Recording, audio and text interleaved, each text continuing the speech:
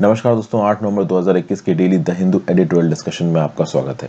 देखते हैं आज कौन कौन से इंपॉर्टेंट एडिटोरियल्स में डिस्कस करूंगा। देखिए, 3 होलिस्टिक एडिटोरियल मैं आपके साथ डिस्कस करने वाला हूं। पहला एडिटोरियल है a new jurisprudence for political prisoners. UAPA से related, unlawful activities prevention act से रिलेटेड एक रूलिंग दी है सुप्रीम कोर्ट ने 28 अक्टूबर 2021 को। केस का नाम था Thwaha Fasal versus Union of India.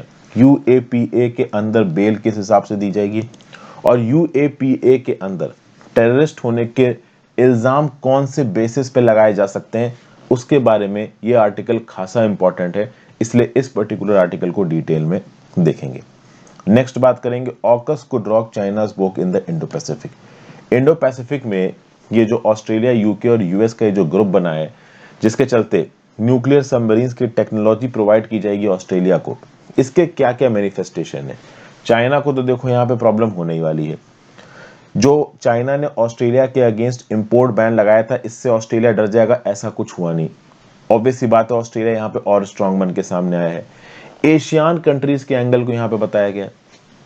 ये जो एशियान कंट्रीज हैं, ये थोड़ी घबरा गई हैं, association of south east Asian Nations.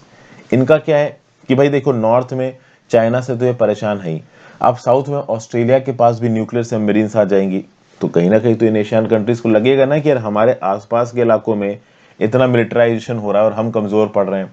तो ये सारे के सारे फैसेट्स इंडिया के कंटेक्स्ट में तो देखो यहाँ पे ज्यादा बात नहीं की गई है, बट ओवरऑल ऑकस का क्या ओवरऑल इम्पैक्ट पड़ने वाला है फॉरेन पॉलिसी फील्ड में, चाइना के ऊपर, एशियान के ऊपर, क्वाड के ऊपर, इन सब चीजों के बारे में इस आर्टिकल में सुजन आर चुनाय ने बात की। इसलिए आर्टिकल को हम लोग यहाँ पे डिटेल में डिस्कस करेंगे। सुजन आर चुनाय फॉर्मर एम्बेसडर रह चुके हैं और अभी के लिए डायरेक्टर जनरल है Manohar Parrikar Institute of Defence Studies and Analysis के। नेक्स्ट जो आर्टिकल है वो एबी अहमद की पॉलिसीज को लेके है। इसको मैं अलग से डिस्कस करने वाला नहीं हूं, इसके बारे में काफी बात मैंने कल ही कर ली है, कल और परसों के करंट अफेयर्स और एडिटोरियल में। अबे अहमद, जिनको नोबेल पीस प्राइज मिला इथोपिया में बड़े मुश्किल से 1990s में मिलिट्री डिक्टेटरशिप से पार्लियामेंट सिस्टम की तरफ गए। एथनिक ऑटोनॉमी की बात थी, ठीक है, प्रोविंसेस को ऑटोनॉमी दी गई थी अपने एडमिनिस्ट्रेशन में। यहाँ पे टीपीएलएफ नाम की पार्टी, जिसने इतने लंबे समय तक डिक्टेटरशिप के अगेंस्ट लड़ाई की और एक कह सकते हैं सरकार में अपना रोल प्ले करना शुरू हो गया, उस टीपीएलएफ को यहाँ पे निकालने की कोशिश की अबी अहमद ने, और वो कितना भारी पड़ चुका है ये हम देख रहे हैं। इस समय पे इथोपिया एक सिविल वॉर के सामने खड़ा हुआ है और आप कह सकते हो इथोपिया जल रहा है और डेली की बेसिस पे लोगों को परेशानी झेलनी पड़ रही है, और ये सब एबी अहमद की शॉर्ट साइटेड पॉलिसीज की वजह से हुआ है। अगर एबी अहमद यहाँ पे टिग्रे पीपल को सेग्रीगेट ना करते तो ऐसा कुछ नहीं होता। नेक्स्ट बात करेंगे फ्यूल प्राइस ऑप्टिक्स की। ऐसा बताया जा रहा है कि बहुत से स्टेट्स में चूंकि इलेक्शन आने वाले हैं, यूपी में इलेक्शन आने वाला है, मणिपुर में आने वाला है, गोवा में आने वाला है, और रिसेंटली जो बाई पोल्स हुए थे बहुत सी स्टेट लेजिस्लेटिव असेंबली में और 3 लोकसभा की सीटों पे, वहां पे बीजेपी उतना जीत नहीं पाई है, इसीलिए यहाँ पे बीजेपी की टैक्टिक्स थोड़ी बदली है और फ्यूल प्राइसेस को यहाँ पे कम किया जा रहा है। लेकिन फ्यूल प्राइसेस कम करने से यहाँ पे कितना फायदा होगा, कितना फायदा नहीं होगा, अपोजिशन का क्या बोलना है, ये सब लॉन्ग टर्म की बात है। बहुत सारे अपोजिशन लीडर्स बोल चुके हैं कि फ्यूल प्राइसेस कम करने में आपने देरी कर दी। देखिए, अब ये बात तो साफ साफ नजर आ रही है कि इतने लंबे समय तक फ्यूल प्राइसेस ज्यादा रहे हैं, अब इलेक्शन आने वाला है तो आप फ्यूल प्राइसेस कम करके वोट मांगने लगो, ये कोई लॉजिक नहीं बनता है। नेक्स्ट बात करते हैं, एक और आर्टिकल मैं आज की डेट में डिस्कस करूंगा, वो है the long road to timely MNREGA payments. MNREGA payments यहाँ पे क्यों डिले हो रहे हैं, और जो प्रॉपर 2 स्टेज प्रोसेस है मनरेगा पेमेंट्स को रिलीज करने का, वो 2 स्टेज प्रोसेस यहाँ पे फॉलो नहीं हो रहा। 2 स्टेज प्रोसेस में क्या होता है कि मान लो किसी स्टेट के अंदर मनरेगा का काम हुआ, काम होने के बाद कुछ इनवॉइसेस होती हैं जो कि राज्य की सरकार केंद्र की सरकार को भेजती है, और उन इनवॉइसेस के हिसाब से पेमेंट होती है। तो पहले स्टेज का काम तो सही तरीके से हो रहा है, दूसरे स्टेज के काम को यहाँ पे डिले किया जा रहा है, और इसलिए मनरेगा के अंदर वर्कर्स के पास पेमेंट लेट पहुंच रही है। यहाँ पे जो कास्ट बेस्ड इनवॉइसेस का सेग्रीगेशन हुआ था, उसकी भी फ्लॉड फंक्शनिंग के बारे में बताया गया है, उसको भी देखेंगे। तो कुल मिला के 3 आर्टिकल्स में आपके साथ डिस्कस करूंगा। उससे पहले अपने मेंबर्स का स्वागत कर लेते हैं, देखते हैं हमको किसने किसने ज्वाइन किया है।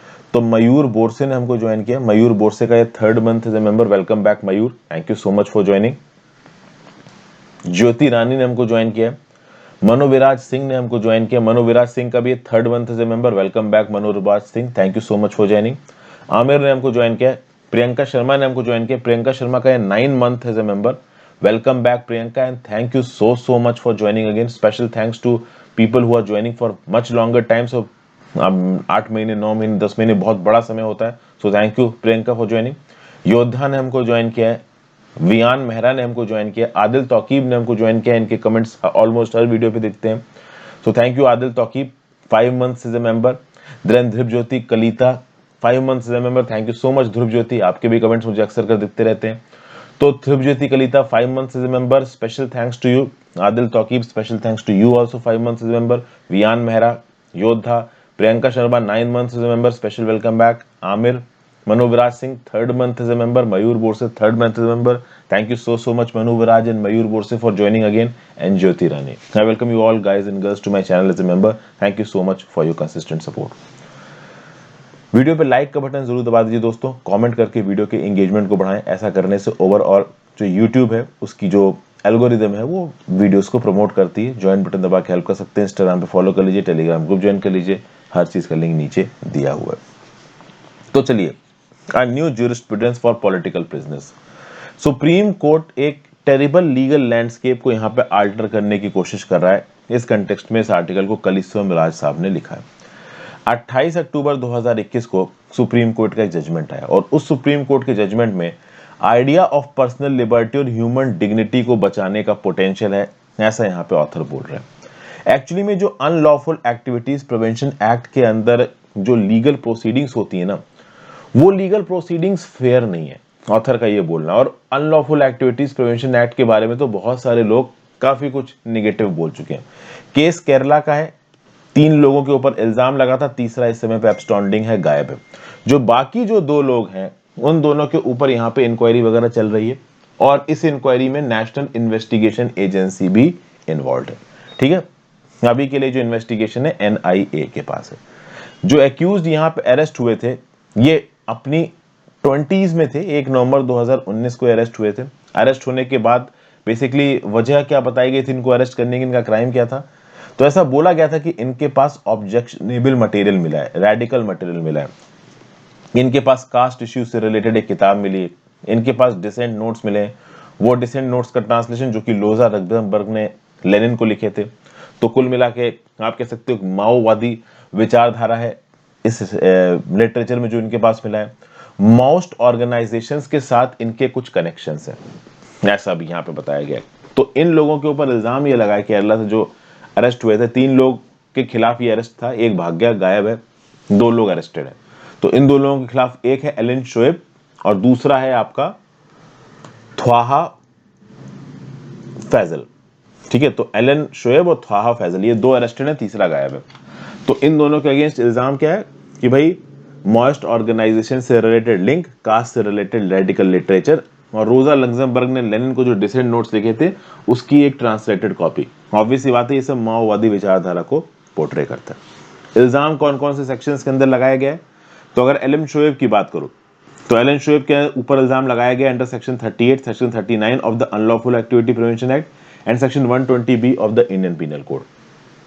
सेक्शन 38 ऑफ द आईपीसी क्या, सॉरी यूएपीए क्या बोलता है? Offence relating to membership of a terrorist organisation. और सेक्शन 39 क्या बोलता है? Deals with offence relating to support given to a terrorist organisation. तो सेक्शन 38 है offence relating to membership of a terrorist organisation, section 39 है offence relating to support given to a terrorist organisation. और section 120B क्या बोलता है? Criminal conspiracy. तो इन 3 आधारों पे एलन शोएब के अगेंस्ट इल्जाम लगाया गया। और जब बात आती है ख्वाहा फैजल की, तो ख्वाहा फैजल के ऊपर इन 3 केसेस में तो इल्जाम लगाया गया है। ख्वाहा फैजल के ऊपर सेक्शन 13 ऑफ द यूएपीए का भी इल्जाम लगाया गया जो कि पनिशमेंट फॉर अनलॉफुल एक्टिविटीज की बात करता है। अब ये दोनों कौन थे? ये स्टूडेंट्स थे और ओवरऑल उनको जब यहाँ पे अरेस्ट किया गया तो इस अरेस्ट को लेकर उनके ऊपर केस वगैरह चलाया गया। ठीक है भाई, अब जब ये केस ट्रायल कोर्ट में पहुंचा तो ट्रायल कोर्ट ने बोला कि भाई डेफिनेटली ये ऑब्जेक्शनेबल लिटरेचर इन स्टूडेंट्स के पास मिला है, लेकिन ये स्टूडेंट्स सीधे सीधे किसी वायलेंस में इन्वॉल्व नजर नहीं आए। इन स्टूडेंट्स ने खुद की सफाई में क्या बोला कि हमें टेररिस्ट की तरह लेबल किया जा रहा है। डेफिनेटली हमारी इंटेलेक्चुअल और आइडियोलॉजिकल इंक्लिनेशंस हैं इस लिटरेचर की तरफ, लेकिन इसका मतलब ये नहीं है कि हम यहाँ पे टेररिस्ट हैं। अब ओवरऑल केस चला, 2019 में इनको अरेस्ट किया गया था, अब 2020 में केस चल रहा है और ये केसेस लंबे चलते हैं। जब लंबा चलता है केस तो ऑब्वियस सी बात है, जिसको अरेस्ट किया गया वो क्या करेगा, वो कहेगा कि भाई मेरे को बेल दे दो जब तक आप केस चल रहे हैं।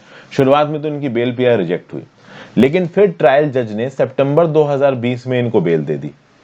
ठीक है भाई, ओके।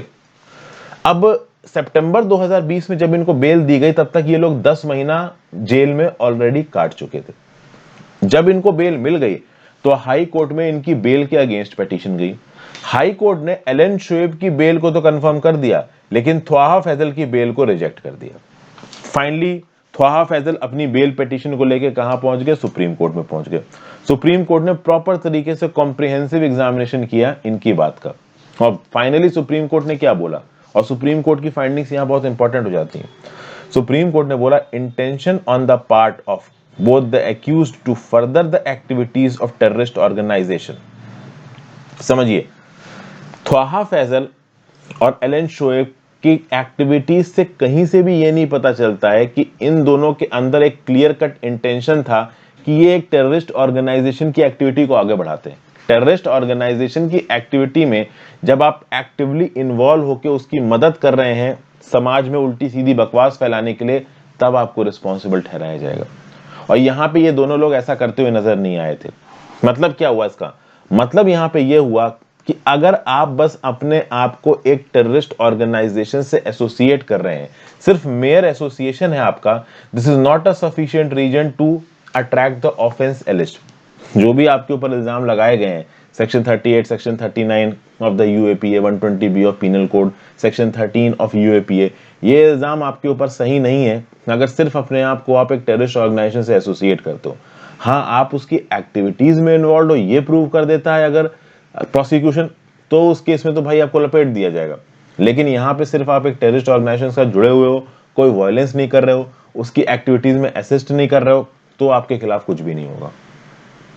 तो कुल मिला के आप समझिए, यहाँ पे ट्रायल कोर्ट ने दोनों की बेल को एक्सेप्ट किया, हाई कोर्ट ने ख्वाहा फैजल की बेल को रिजेक्ट कर दिया है, लेकिन सुप्रीम कोर्ट ने ख्वाहा फैजल और एलन शोएब दोनों को यहाँ पे बेल दे दी।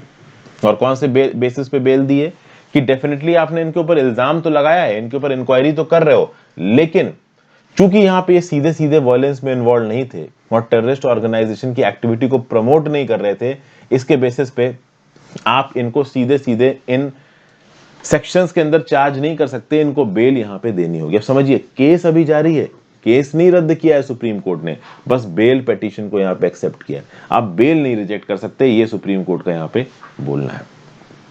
ठीक है, सुप्रीम कोर्ट का यही बोलना है।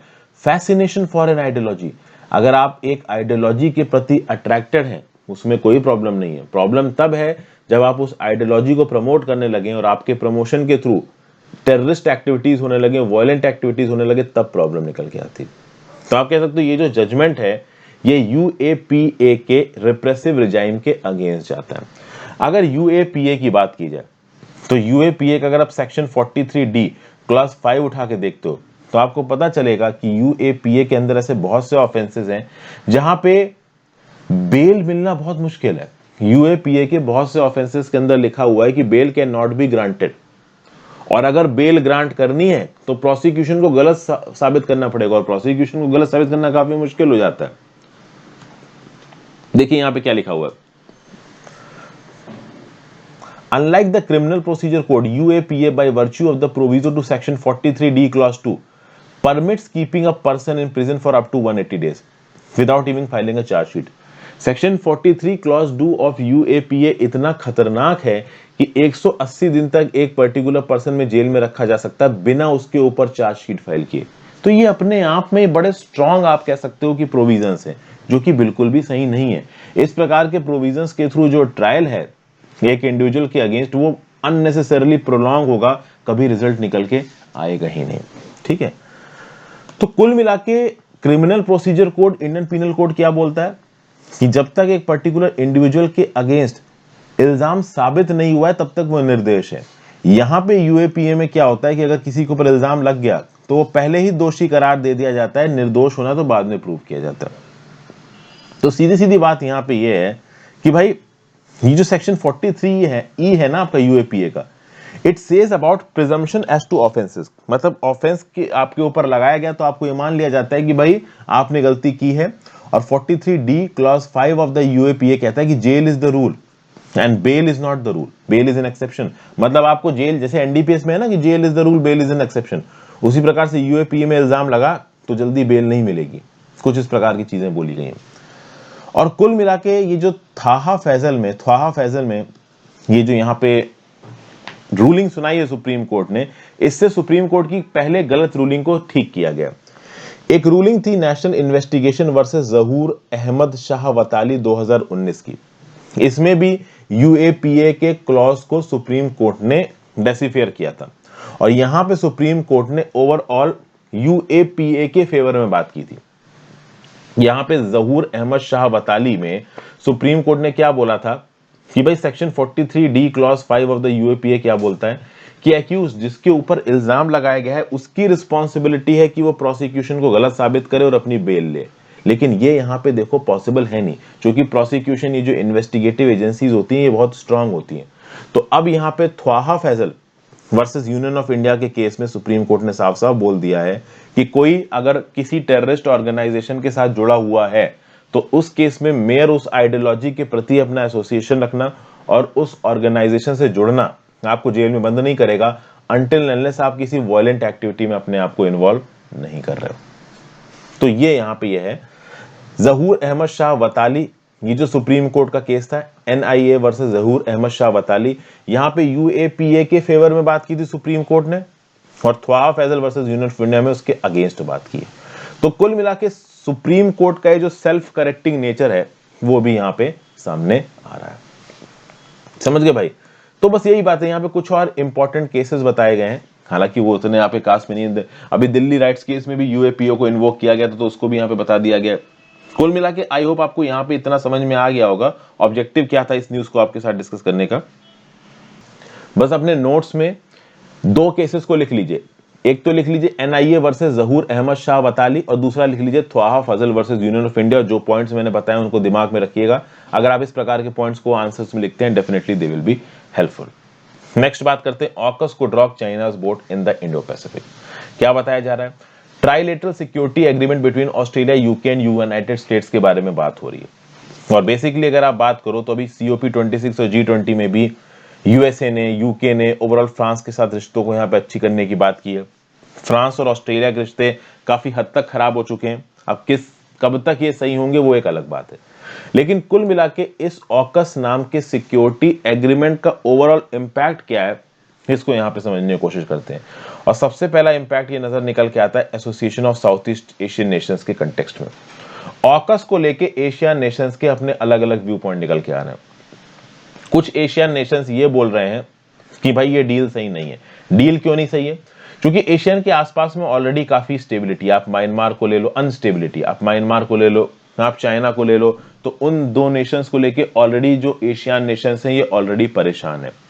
उसके साथ साथ ऑकस के चलते अब ऑस्ट्रेलिया के पास न्यूक्लियर सबमरीन्स आएंगी और अगर ऑस्ट्रेलिया के पास न्यूक्लियर सबमरीन्स आती हैं तो ऑस्ट्रेलिया यहां पे एक डोमिनेंट प्लेयर बनेगा। जब ऑस्ट्रेलिया यहां पे डोमिनेंट प्लेयर बनेगा तो एशियन को प्रॉब्लम होगी, क्योंकि समझिए एक देश है और उस देश के पास कोई एक बहुत ज्यादा दूसरा ताकतवर देश आ जाता है तो ऑब्वियस सी बात है वो देश नर्वस हो जाएगा। एशियन की सारी कंट्रीज क्यों नर्वस हैं? क्योंकि उनके पास ऑलरेडी एक ताकतवर देश है चाइना। अब यहाँ पे ऑस्ट्रेलिया भी आ रहा है तो एशियन नेशंस को लगेगा कि यार ये क्या प्रॉब्लम है, हमारे चारों तरफ ताकतवर से ताकतवर प्लेयर्स आए जा रहे हैं और हम ज्यादा कुछ कर नहीं पा रहे हैं। ऑकस की बात करो तो AUKUS is an attempt by US to bolster regional security including securing Australia seaborne trade. तो बेसिकली ये ऑकस ऑस्ट्रेलिया के सी बॉर्न ट्रेड को प्रोटेक्ट कर सकता है, ऑस्ट्रेलिया की नेवल कैपेबिलिटीज को बढ़ा रहा है और ऑब्वियस सी बात है ये एक ऐसा एग्रीमेंट है जो कि साउदर्न पैसिफिक में चाइना के इन्फ्लुएंस को डेफिनेटली कम करेगा। लेकिन जब एशियन यहां पे परेशान हुआ तो साफ साफ ऑस्ट्रेलिया की तरफ से यहां पे अनाउंसमेंट आया कि भाई हम south Pacific nuclear free zone treaty को पूरी तरीके से मानेंगे, हम treaty of the south east Asia nuclear weapon free zone को पूरी तरीके से मानेंगे। मतलब एशियन के जो यहाँ पे कंसर्न्स हैं इनको शांत करने की कोशिश की ऑस्ट्रेलिया ने। ऑस्ट्रेलिया ने बोला है कि हमारे पास न्यूक्लियर सबमरीन आने से इस रीजन की स्टेबिलिटी पे हम कोई भी फर्क नहीं आने देंगे। अच्छा, एक और बात बता दूं आपको, ऑस्ट्रेलिया की अगर आप बात करो तो ऑस्ट्रेलिया बोल रहा है कि AUKUS is not a defence alliance. Basically आप देखो तो ऑस्ट्रेलिया ये बताने की कोशिश कर रहा है कि हम ओवरऑल अपने आसपास के समुद्र को सेव करने की कोशिश कर रहे हैं, किसी प्रकार का मिलिट्री अलायंस नहीं बना रहे हैं। लेकिन देखो, मिलिट्री अलायंस तो है ही, अब न्यूक्लियर सबमरीन आपको मिल रही है तो मिलिट्री अलायंस कैसे नहीं होगा। चाइना को ऑब्वियस सी बात है डील पसंद नहीं आई, तो चाइना यहाँ पे एशियन कंट्रीज को यूएस, यूके और ऑस्ट्रेलिया के खिलाफ भड़का रहा है, इस ऑकस नाम के ग्रुप के खिलाफ भड़का रहा है। क्योंकि चाइना ऑब्वियस सी बात है इस डील को तो रोक नहीं सकता, तो डील नहीं रोक सकता, तो एशियन को यहां पे भड़का रहा है इन तीन प्लेयर्स के खिलाफ, ऑकस के खिलाफ। तो एक प्रकार की रीजनल राइवलरी यहां पे चाइना शुरू करने की कोशिश कर रहा है। डेफिनेटली यहां पे जो चाइना का स्टांस था, वो चाइना का स्टांस यहां पे फेल हो गया। चाइना ने पहले ऑस्ट्रेलिया को दबाने की कोशिश की, बहुत लंबे समय तक ऑस्ट्रेलिया ने अपने ट्रेड रिलेशंस के चलते, अपने कॉमर्स रिलेशंस के चलते चाइना के सामने बात मान ली थी, चाइना के सामने स्ट्रेटेजिक इंटरेस्ट नहीं रखे थे। चाइना को लगा, अच्छा जब पैंडेमिक फैला तो ऑस्ट्रेलिया के लीडर्स ने जब चाइना के अगेंस्ट बोलना शुरू किया, तो चाइना को लगा कि इकोनॉमिक सैंक्शंस लगा देंगे अगर ऑस्ट्रेलिया के ऊपर तो ऑस्ट्रेलिया औकात में आ जाएगा, चुप हो जाएगा, हमारे सामने झुक जाएगा। लेकिन जब इकोनॉमिक सैंक्शंस लगाए, चाइना ने ऑस्ट्रेलिया से आने वाले इंपोर्टों को बंद किया, उसके बाद भी ऑस्ट्रेलिया चुप नहीं हुआ, डरा नहीं। तो ओवरऑल ये जो चाइना की पॉलिसी थी कि हम ट्रेड सैंक्शंस लगा के ऑस्ट्रेलिया को चुप करा देंगे, ये पॉलिसी भी यहां पे फेल हो चुकी है।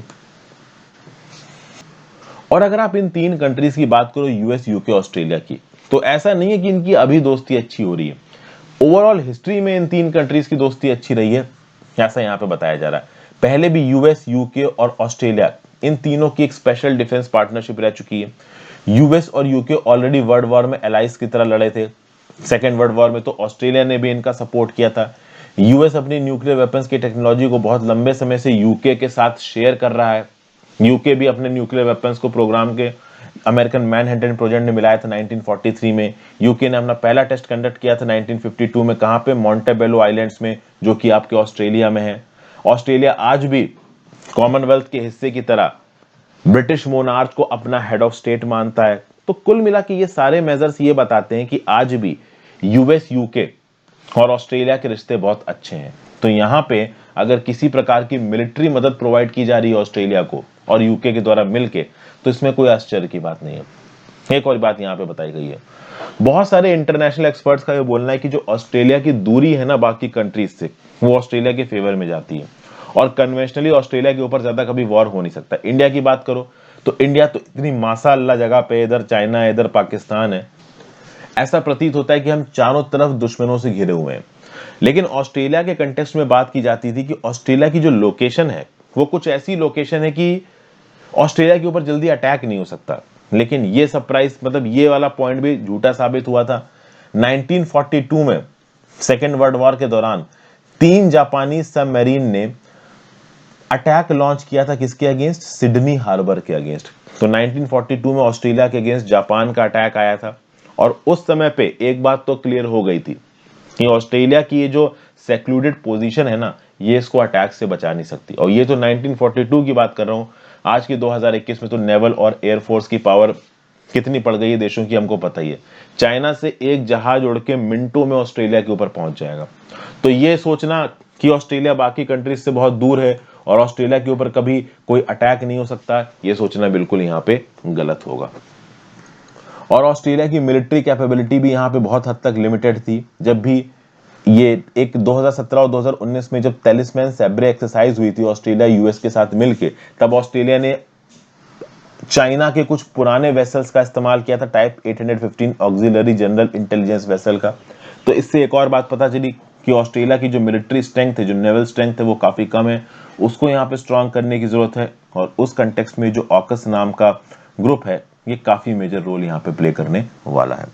ओके, तो ये जो ऑकस है, ये ज्वाइंट कैपेबिलिटीज बढ़ाएगा तीनों कंट्रीज के बीच में, साइबर कैपेबिलिटीज बढ़ाएगा, आर्टिफिशियल इंटेलिजेंस में काम करेगा, क्वांटम टेक्नोलॉजी में काम करेगा, अंडर वाटर कैपेबिलिटीज में काम करेगा, और न्यूक्लियर सबमरीन तो वो यहाँ पे प्रोवाइड कर ही रहा है। क्वाड को ये जो ऑकस है ना, ये ओवरऑल कॉम्प्लीमेंट कर सकता है, या फिर आप कह सकते हो सप्लीमेंट कर सकता है। भले ही क्वाड अलग है, ऑकस अलग है, इंडिया ने अपने आप को ऑकस से अलग कर लिया है, लेकिन overall there is a potential of cooperation between Quad and AUKUS. वो अलग बात है कि ऑकस अगर एक लिमिट से ज्यादा ताकतवर हो गया तो क्वाड की इंपॉर्टेंस कम होगी। तो इंडिया के लिए बहुत ज्यादा जरूरी है कि इंडिया क्वाड की इंपॉर्टेंस को मेंटेन करके रखे, क्वाड में इंगेजमेंट को एक्टिवली बढ़ा के रखे। अब क्वाड इतने ज्यादा इलाकों में फैल रहा है ना, मिलिट्री भी आ रहे हैं, कल्चरल कॉपरेशन भी आ रहा है, इकोनॉमिक कॉपरेशन भी आ रहा है, हर तरीके की चीजें क्वाड के एम्बिट के अंदर आ रही हैं। तो क्वाड कहीं नल एंड वॉइड ना हो जाए, कहीं इररिलेवेंट ना हो जाए, इसके ऊपर इंडिया को ध्यान देने की जरूरत है। अगले आर्टिकल चलते हैं, the long road to timely MNREGA payments. Rajendra Narayan और अनुराधा दे ने इस पर्टिकुलर आर्टिकल को लिखा है। यहाँ पे सबसे पहले एक पैराबल, एक स्टोरी के थ्रू, एक स्टोरी जो ह्यूमरस स्टोरी होती है और इसमें कुछ और बोल के कुछ और स्थापित करने की बात की जाती है। तो मुल्ला नसरुद्दीन नाम के 13वीं शताब्दी के एक मिस्टिक थे। ये अपने घर के पास एक स्ट्रीट में इनकी चाबी खो गई थी, तो चाबी ढूंढ रहे थे। तो बगल से एक आदमी निकला, उसने मुल्ला नसरुद्दीन से पूछा कि साहब आप क्या कर रहे हो? तो उसने बोला मेरी चाबी खो गई है। तो वो आदमी भी मुल्ला नसरुद्दीन की मदद करने लगा चाबी ढूंढने में। बहुत देर तक ढूंढते रहे लोग, चाबी मिली नहीं। तो फाइनली उस आदमी ने मुल्ला नसरुद्दीन से पूछा कि तुमको पक्का श्योर है कि तुमने चाबी यहाँ खुआई है? तो मुल्ला नसरुद्दीन बोल रहा है कि मैंने घर के पास चाबी खुआई। अब घर तो काफी दूर था। तो वो आदमी गुस्सा आ गया, तो यहाँ क्यों ढूंढ रहे हो? तो उसने बोला यहाँ रोशनी इसलिए ढूंढ रहा हूँ, घर के पास रोशनी नहीं है। तो यहाँ पे मनरेगा पेमेंट्स के साथ भी कुछ ऐसा ही बताया जा रहा है। इनफैक्ट ऑथर यहाँ पे मनरेगा पेमेंट्स की बुराई करने की कोशिश कर रहे हैं। अगर स्टैटिस्टिक्स की बात की जाए तो दिवाली वाले दिन 8 करोड़ मनरेगा ट्रांजैक्शंस की पेमेंट पेंडिंग थी।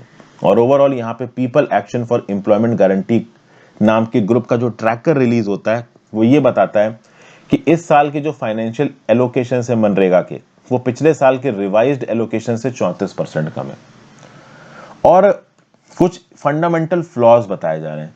क्या फंडामेंटल फ्लॉज है? फंडामेंटल फ्लॉज ये है कि जब भी आप मनरेगा के अंदर पेमेंट करते हो तो उस पेमेंट में 2 स्टेजेस होती हैं। एक होती है स्टेज 1 और एक होती है स्टेज 2।